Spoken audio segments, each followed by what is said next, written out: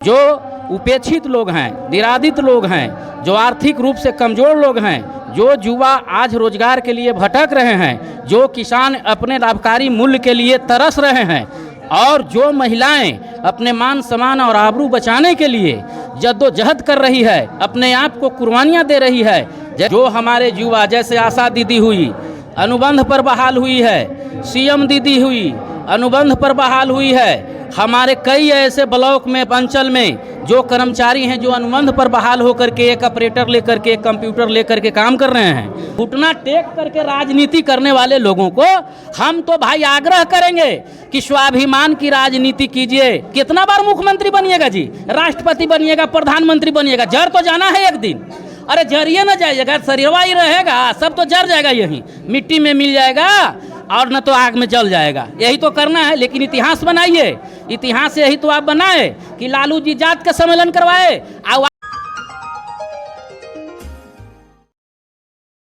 साथियों नमस्कार, आप देख रहे हैं नेशनल जनमंच बलराम कुमार के साथ और इस वक्त हम पटना में हैं। आज हमारे साथ उपस्थित हैं शोषित समाज दल के राष्ट्रीय उपाध्यक्ष हैं राम प्रवेश यादव जी। और नेशनल जनमंच में स्वागत है सर। आपका भी स्वागत है और आपके इस चैनल के माध्यम से तमाम 90% देश के तमाम लोगों को स्वागत मैं करता हूँ। 2024 में चुनाव है, शोषित समाज दल की क्या रणनीति है इसमें?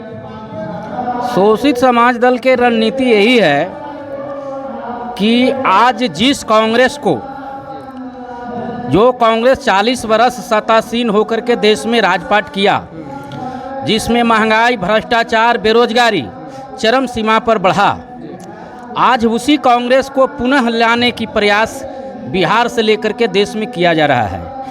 और जो छोटे छोटे पार्टी जो हुए थे देश में खड़ा और राज्य में खड़ा, जैसे आरजेडी, जदयू और बहुजन समाज पार्टी और फिर जितने भी, और जो केजरीवाल के आम पार्टी, ये जितने भी जो क्षेत्रीय पार्टियां हुए, यही सब विकल्प कभी भाजपा को सरकार बनाने का और कभी भाजपा से हटा करके कांग्रेस के सरकार बनाने का विकल्प दे रहे हैं।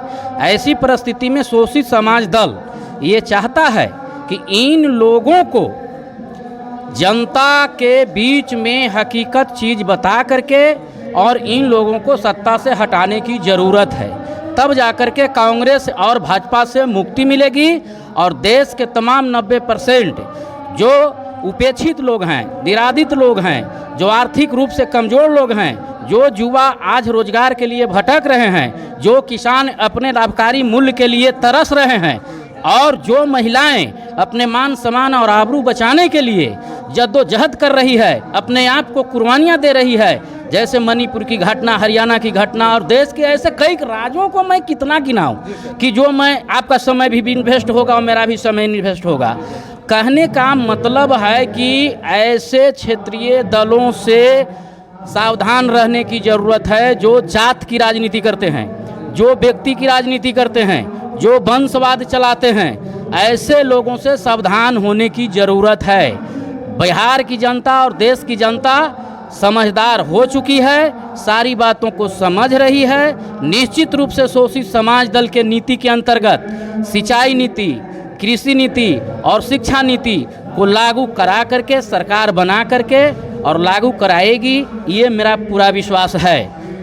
ऐसी स्थिति में जो बेरोजगारी का जो आज हालम है, जो हमारे युवा जैसे आशा दीदी हुई, अनुबंध पर बहाल हुई है, सीएम दीदी हुई, अनुबंध पर बहाल हुई है। हमारे कई ऐसे ब्लॉक में, अंचल में जो कर्मचारी हैं जो अनुबंध पर बहाल होकर के एक ऑपरेटर लेकर के, एक कंप्यूटर लेकर के काम कर रहे हैं और वो जब पटना में आते हैं तो पुलिस उनको लाठी से मार करके हाथ तोड़ देती है, माथा फोड़ देती है और उनको जेल में बंद कर देती है।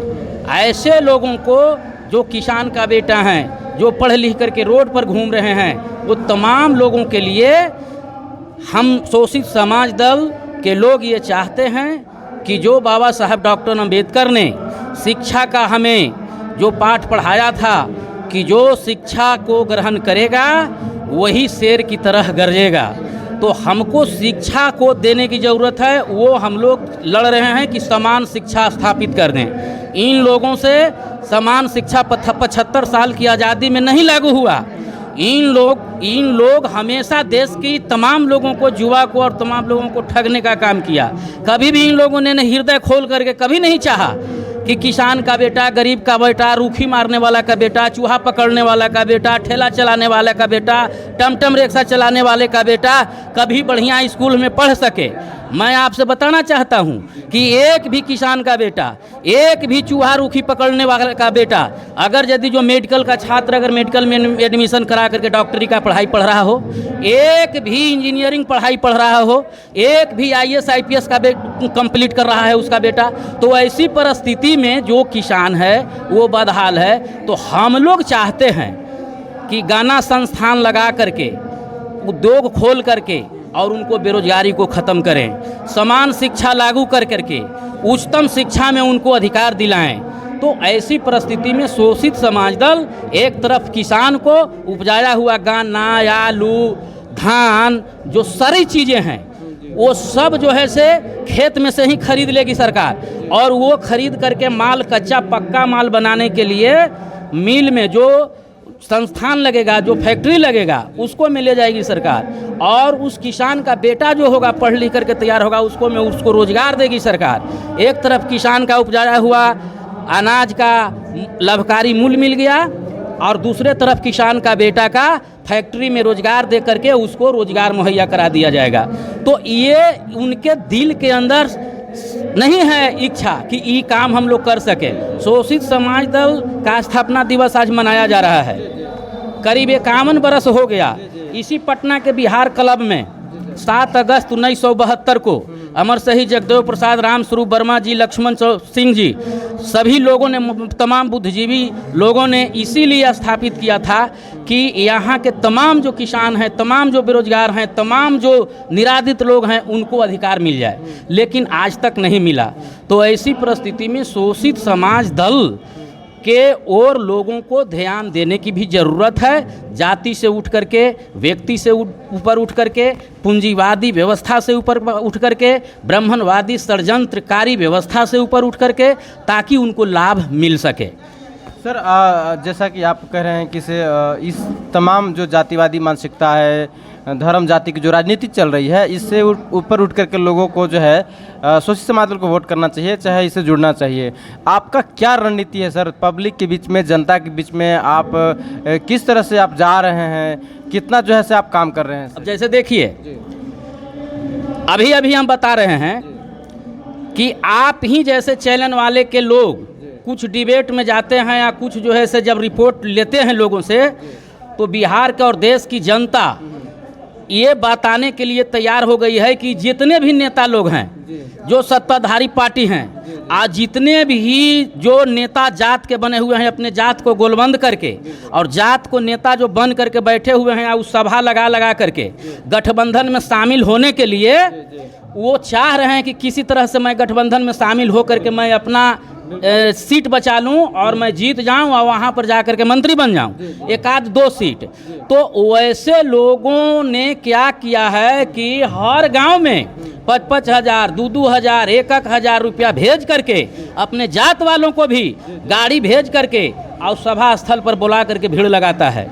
और भीड़ लगाने के लिए वो अपार पैसा खर्च करते हैं। ये मैं कटु सत्य बोल रहा हूँ, इसमें कहीं कोई दो मत नहीं है। आज ही इस व्यवस्था, यही व्यवस्था हम लोगों के पास नहीं है। पैसा नहीं है हमारे पास में, एक भी एमएलए नहीं है, एक भी एमपी नहीं है, तो मैं गांव में पैसा भेज करके सभा स्थल पर भीड़ नहीं लगा रहा हूं। लेकिन उनके पास में एमएलए है, वो मंत्री बन के बैठे हुए हैं, और जिस दिन वो मंत्री बन गए, मंत्री बनने से पहले, चुनाव जीतने से पहले आप देखते होंगे कि क्या उनकी हालात हो रही होगी। लेकिन जब वो चुनाव जीतते हैं, मंत्री बन जाते हैं, तो उनको बढ़िया गाड़ी, उनको बढ़िया बंगला, उनके पास पैसा और उनके पास तमाम लोग। तो ये पैसा खर्चा करके, जुटा करके भीड़ स्थापित कर रहे हैं, जिसमें वो हमसे आगे दिखाई पड़ते हैं कि बड़ा इनके पास जन समर्थन है। मैं कहता हूं कि डिबेट में आप बैठो ना भाई, शोषित समाज दल के यहाँ के हम तो भाई मीडिया लोगों को भी आग्रह करेंगे कि शोषित समाज दल के पदाधिकारी को और प्रवक्ता को बुला करके आप डिबेट में बैठाइए उन लोगों के साथ है। मैं तो उनसे भी आग्रह करूंगा, लेकिन आज तक मीडिया वालों ने भी यह उचित नहीं समझा कि हाँ, शोषित समाज दल जो एक सिद्धांतिक पार्टी है, जो सचमुच में मानववाद को स्थापना करना चाहता है, देश में बुद्ध का दर्शन को लागू कराना चाहता है और तमाम लोगों को चेहरे पर खुशहाली लाना चाहता है, अमन चैन स्थापित करना चाहता है, आतंकवाद उग्रवाद को समाप्त करना चाहता है, वैसे दल के कार्यकर्ताओं को, वैसे दल के नेताओं और प्रवक्ताओं को न बुलाना ये खेद का विषय है। चूँकि एक ही सवाल पैदा होता है, आप जो है से आज हमको से बात कर रहे हैं, आपके माध्यम से मैं उनको से यह आग्रह करना चाहता हूं कि शोषित समाज दल के कार्यकर्ता को आप बुलाइए, नेता को बुलाइए, प्रवक्ता को बुलाइए और उनसे आप जो है से प्रश्न कीजिए।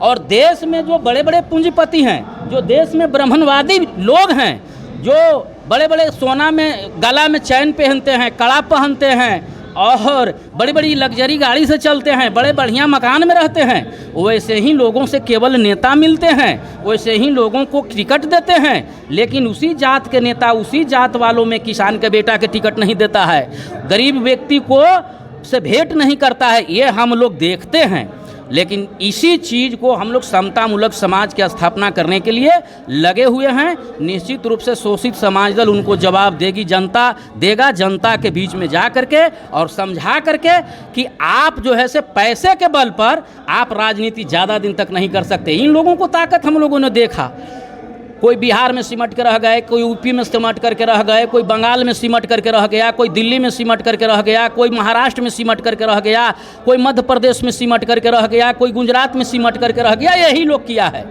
ये फरेब की राजनीति करने वाले और जात की राजनीति करने वाले अब ज़्यादा दिन तक अब नहीं रह सकते, ये मेरा पूरा विश्वास है। ज़्यादा दिन तक लोगों को मूर्ख नहीं बना करके रख सकते, ये मेरा पूरा विश्वास है। अंतोगत्वा शोषित समाज दल के विचारधारा को अपनाना पड़ेगा। और जिनका भरम है, खास करके बिहार में, जिस गठबंधन जिस अभी महागठबंधन में हम लोग तो लालू जी से मिले सजा करके 15 में, और लालू जी से आग्रह किया था कि भाई हम लोगों को महागठबंधन में रखिए, चूँकि उन लोगों ने घोषणा किया था कि छोटे छोटे दल और पार्टी को भी मिलाया जाएगा। लेकिन उन्होंने कहा, आश्वासन भी दिया था लालू जी ने कि नहीं, हम तैयार हैं, जरा नीतीश जी से मिल लीजिए। नीतीश जी से हम लोग मिलने के लिए गए, कई बार मिले, उनका सचिव टाइम ले करके उनको से हम लोगों को नहीं मिलवाए। महागठबंधन में हम लोगों को नहीं रखा गया। ठीक है, नहीं रखा गया। लालू जी के कहने पर गांधी मैदान से जातीय रिपोर्ट कार्ड जारी करने के लिए राज्यपाल को जब ज्ञापन दिया जा रहा था, उसमें हम लोगों को बुलाए थे कि शोषित समाज दल को झंडा और बैनर लेकर के आप लोग आइए। और हम लोग 500 की संख्या में हम लोग झंडा और बैनर लेकर के उनके साथ में रैली में हम लोग गए थे, लेकिन फिर भी हम लोगों को नहीं रखा गया है। कोई बात नहीं है, आप चलाइए राजपाट, लेकिन ये बात आप मान लीजिए कि जिस तरह से आप जातीय सम्मेलन करा करके जात को नेता पैदा किए हैं, और जात के नेता पैदा करके वही जात का नेता आज एक तरफ बीजेपी के तरफ, एक तरफ कांग्रेस तरफ जाने के लिए तैयार है, तो यही आपका काला इतिहास आने वाला समय में बनेगा। ये कोई अच्छा काम आपने नहीं किया है। जब 90 में आप ही को जब 90% के लोग 90 जाति के लोग जब वोट दे करके आपको मुख्यमंत्री बनाया था, उस समय आपका इकबाल था, उस समय किसी जात का नहीं सम्मेलन होता था, लेकिन बाद में आपने जात को सम्मेलन करवा करके जात के नेता बनवाए। कहाँ चले गए जीतन राम मांझी?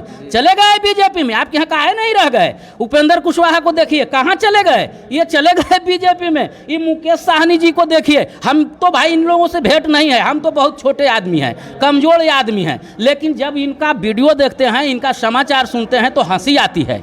हम लोग बहुत समझते हैं, इस बात को समझते हैं कि मुकेश साहनी जी कह रहे हैं कि हम इतना जन समर्थन जुटा देंगे कि हमको पास आना पड़ेगा लोगों को। ये देखिए तो कैसा राजनीति है भाई। अरे आपका उद्देश्य क्या है? आप जात की राजनीति कर रहे हैं, नौजवान हैं, तीसरा मोर्चा बनाइए। हम तो मुकेश साहनी जी से भी आग्रह करेंगे, हम तो इनको चिराग पासवान जी से आग्रह करेंगे, हम उपेंद्र कुशवाहा जी से हम आग्रह करेंगे, जीतन राम मांझी जी से भी हम आग्रह करेंगे कि आप क्या फेरा में पड़े हुए हैं महागठबंधन और एनडीए गठबंधन के चक्कर में। आप तीसरा मोर्चा बने हैं बिहार में और केंद्र में, एक प्रयास कर रहा है शोषित समाज दल भारतीय मोमेंट फ्रंट, इसमें आप आइए और ताकत दीजिए और सरकार बनाइए और लोगों को हक हिस्सा का बंटवारा कीजिए, जो 90% के लोग हक हिस्सा हड़प करके रखे हुए हैं। आने वाला इतिहास स्वर्ण अक्षरों में लिखाएगा, अन्यथा आपको कौन अक्षर से लिखाएगा आप खुद जानते हैं। इसके लिए क्या आप लोग कोई पहल किए हैं जो तीसरा फ्रंट की बात कर रहे हैं? हाँ, हम लोग तो हमको बताया कि 15 में हम लोग खुद लालू जी से मिला, हम भी मिलने वाले में थे, उसमें मैं भी था, भगवान सिंह कुशवाहा जी थे उस समय, उनको बैठे उनको ने लालू जी ने अधिकृत किया और अधिकृत करने के बाद में कहा कि इन लोगों को बात को सुना जाए, सुनिए आपको हम अधिकृत करते हैं। लेकिन अब कहाँ से गड़बड़ी हुई हम लोग नहीं जानते हैं भाई, इसलिए कि शोषित समाज दल के क्यों लोग नहीं रखना चाहते हैं, 2 कारण हम समझे।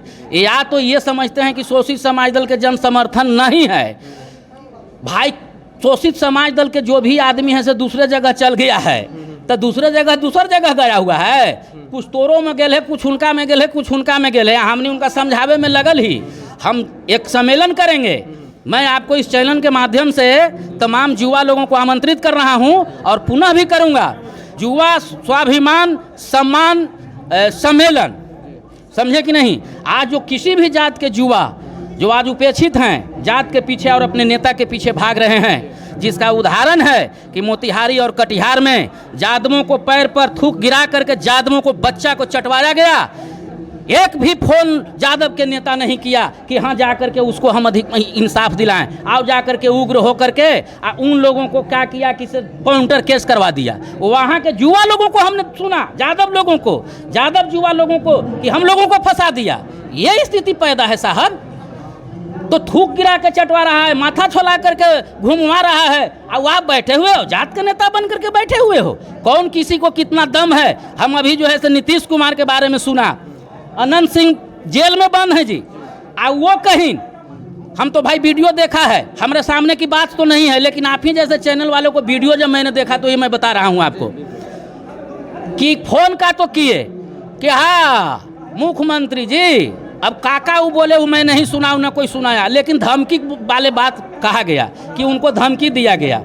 तब अभी हाथ जोड़े कि का करे, कि का आश्वासन दिए कि हम तोर पत्नी के मंत्री भाई बना देंगे विधायक जी के, तब ये हालात है। ऐसा स्थिति है, घुटना टेक करके राजनीति करने वाले लोगों को हम तो भाई आग्रह करेंगे कि स्वाभिमान की राजनीति कीजिए। कितना बार मुख्यमंत्री बनिएगा जी, राष्ट्रपति बनिएगा, प्रधानमंत्री बनिएगा, जर तो जाना है एक दिन।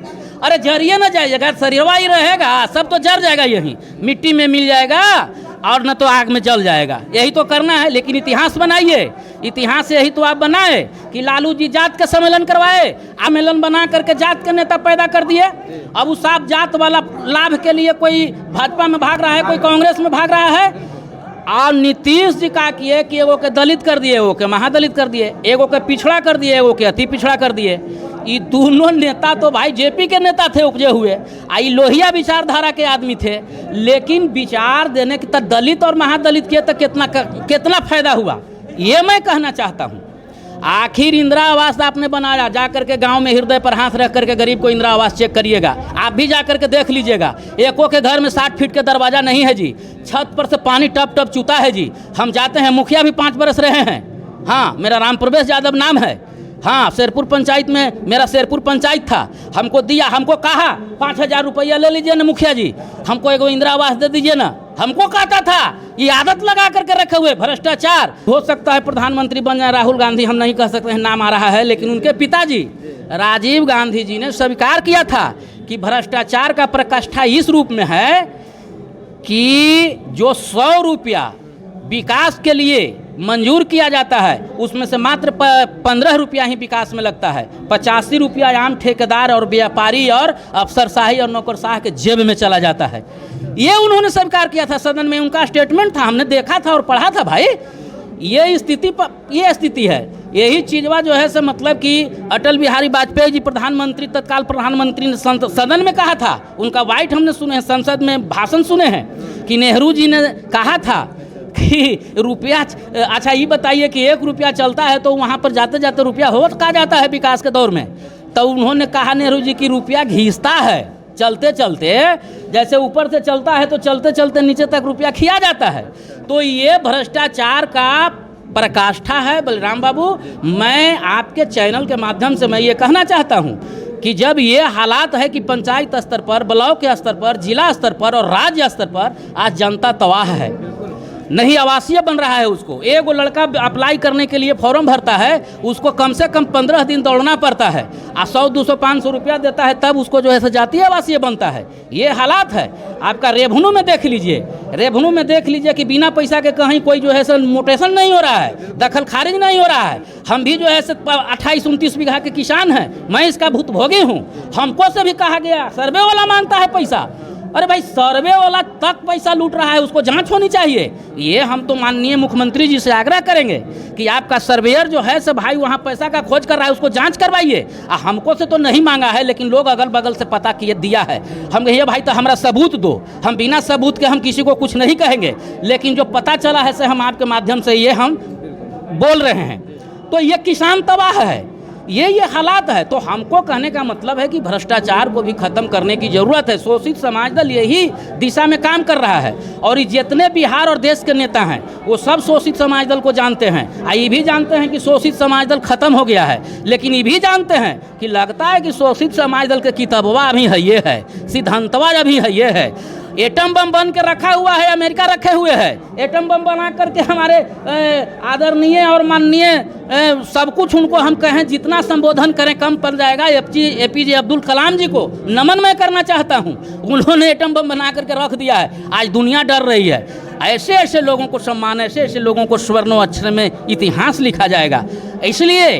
इसलिए मैं कहना चाहता हूं कि जो परिस्थितियां पैदा है उस परिस्थिति के बारे में आप आंकलन कीजिए। या तो यहाँ की सरकार शोषित समाज दल के जो विचारधारा है, सिद्धांत है, शिक्षा नीति, कृषि नीति, उद्योग नीति, उसको मान ले, और अगर नहीं मानता है तो आम जनता उस सरकार को हटा करके और शोषित समाज दल के सरकार बना करके और अपना अधिकार ले ले। सर, ये सवाल है कि 2024 में लोकसभा का चुनाव है, और जैसा कि आप कहें कि हम थर्ड फ्रंट बनाएंगे, तो शोषित समाज दल कितने सीटों पर चुनाव लड़ेगी, क्या इसकी रणनीति है, इस पे बताइए सर। आप क्या करने वाले हैं? शोषित समाज दल ने ये तय कर लिया है कि तीसरा मोर्चा गठन हो चुका है।